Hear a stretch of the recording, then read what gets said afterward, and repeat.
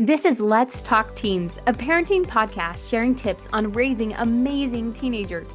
We are both certified life coaches that have worked with teenagers as coaches, mentors, and teachers. We are sharing what we have found to work best when dealing with teens and tough issues.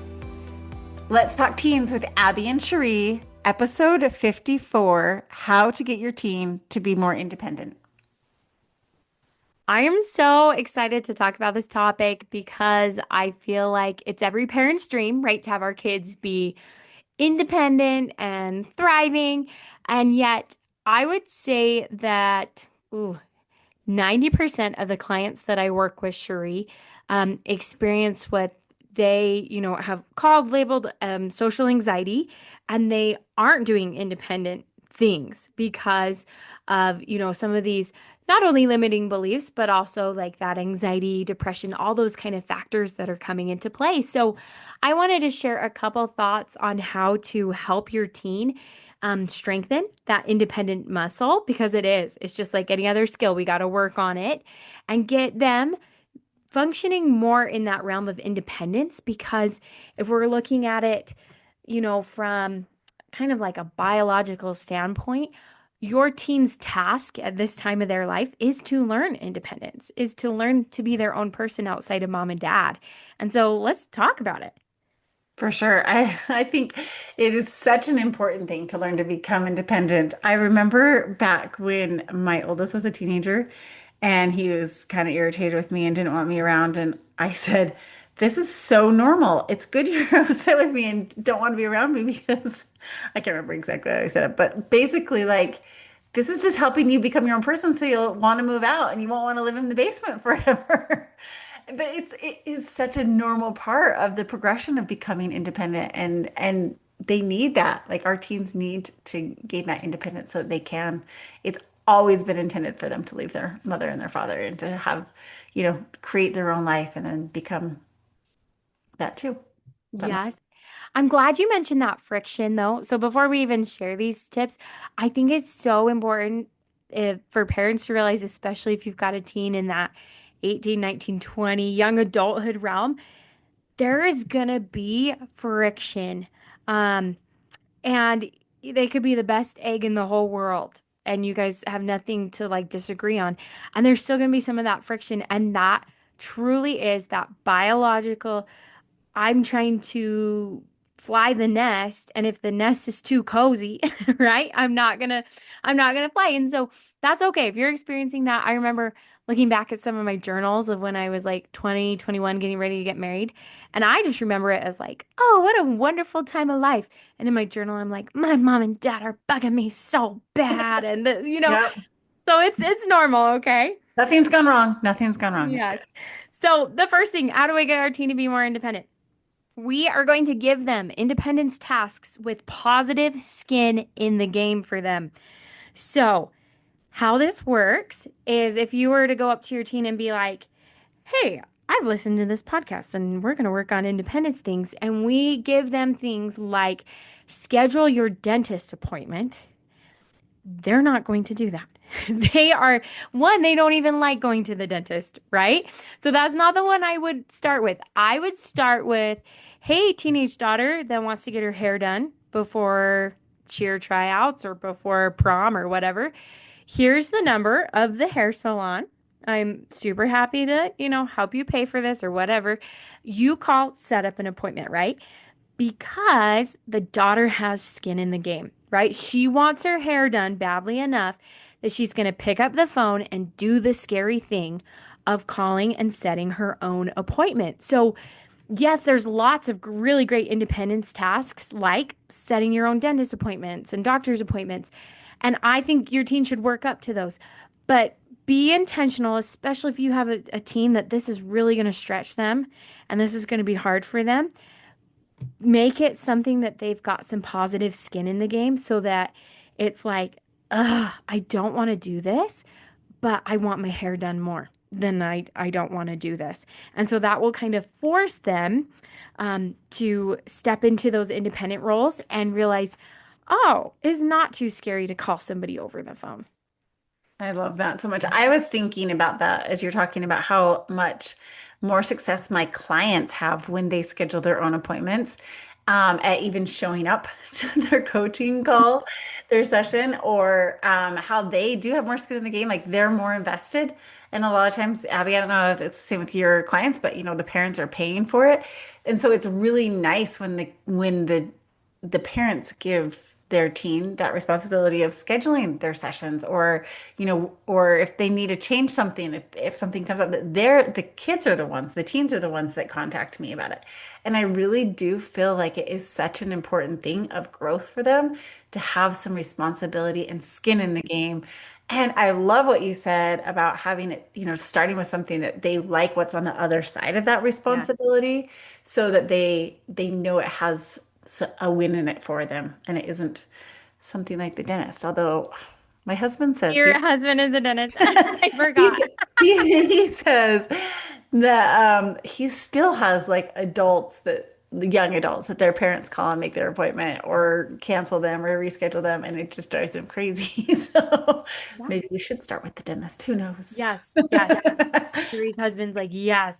But the second thing that goes right with this is while they're doing those things, right? And hopefully we've really started with ones that are built in, such as scheduling their own hair appointments or scheduling their personal basketball coach session, right? Like something that they're like, I love this. I live for this. And as mom, I've been scheduling it and now it's your job. Those are wonderful. So, for things that we're going to move into independence tasks that are just plain adulthood and are either neutral or we might even say a little bit negative on, like, oh, I don't want to do my own laundry, those kind of things, we've got to praise and reward their efforts. So, I think we are so good at rewarding and praising when our youth are young and we kind of get out of the habit. And so, this is just a reminder to get back into that habit. So, here's some examples of some independence tasks that are very age appropriate for your teen that they should be doing. And then you as a family need to come together and decide how can I make that enticing for them and what's something I can actually uphold as a parent, right? So they should be like managing their own morning and evening routines, right? Like getting ready for school without you hounding them or having to get them up, doing their own laundry start to finish. Maybe they're going to cook a simple meal for dinner. So maybe one night during the week is up to them. Budgeting their own money, ordering their own food at a restaurant, advocating with teachers. So we should have a pulse on their schoolwork for sure, but they should be the one advocating, scheduling those appointments. If they missed assignments, I don't want to call for mom and dad. I want that teen to come in and talk to me, right? Um, Helping them set up and get to their own electives, clubs, sports activities. And then how do we make those like rewarding and praising them? So, first of all, the praise part I feel like is really easy, right? Lots of compliments, lots of, oh my gosh, you ordered so beautifully, right? And I know we don't normally say that to our youth, but I can't tell you, Cheree, how many clients that I've had that have social anxiety to the point that they don't order their own food at a restaurant. And that's a beautiful place to start, right? Because it's fun, there's a natural built in reward, and it's really good practice of talking to an adult you don't know, right? So when that waiter leaves, you go, good job. Like, that was awesome. I'm excited for your ravioli, whatever they ordered. But then I on other think things, like maybe we're trying to get them to be more responsible for going to school on time. Say, hey, every day that you're to school on time, I think, Sheree, I'm stealing this from you. You said I'd put some money in your fun lunch money account, right? Or you can borrow the car on Friday night. Like get inside that teenager's world and just remember what it was like to like be a teen and what matters. And a lot of these rewards don't have to cost us any money as parents, but it can be things like you can borrow the car, you can have a friend over, you can, I'm going to extend your curfew by 2 hours. I can't even tell you how well that works with teens, right? But be sure we're rewarding and praising those efforts. I love to praise with character traits, not just like, oh, good job, you got an A, or, good job, you applied for that job.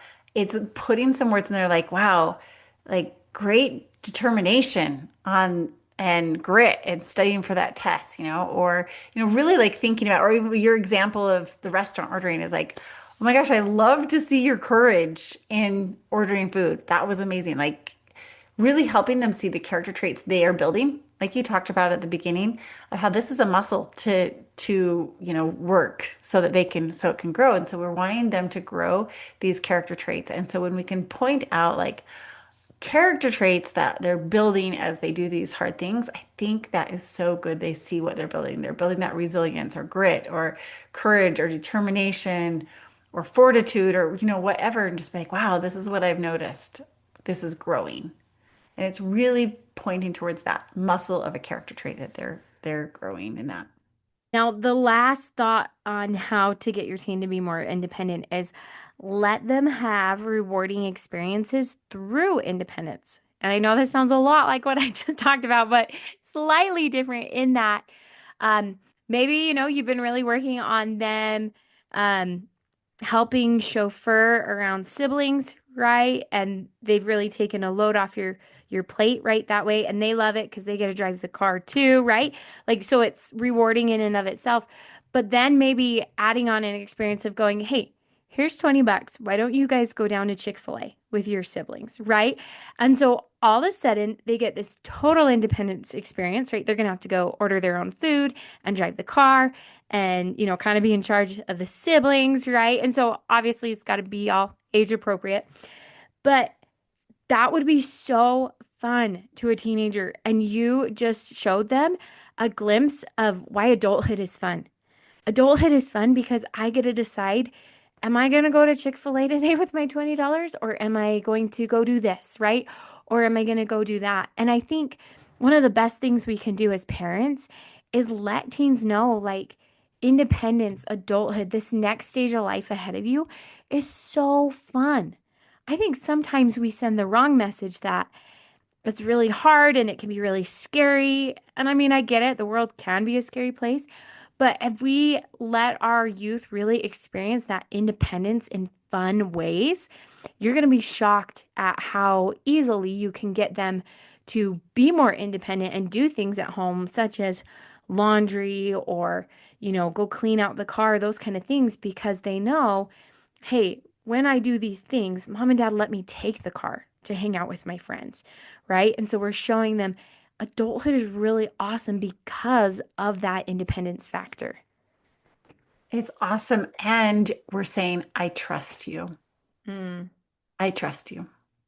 And I think every teen needs to, as they're becoming more independent, they need to feel that trust and confidence from their parents. So I trust you. This is so fun, and I trust you. Go take the car. This is so fun, and I trust you. Here, I need you to go buy groceries for me. Here's my credit card, and grab you a snack while you're there. Thank you Mhm. so much, right?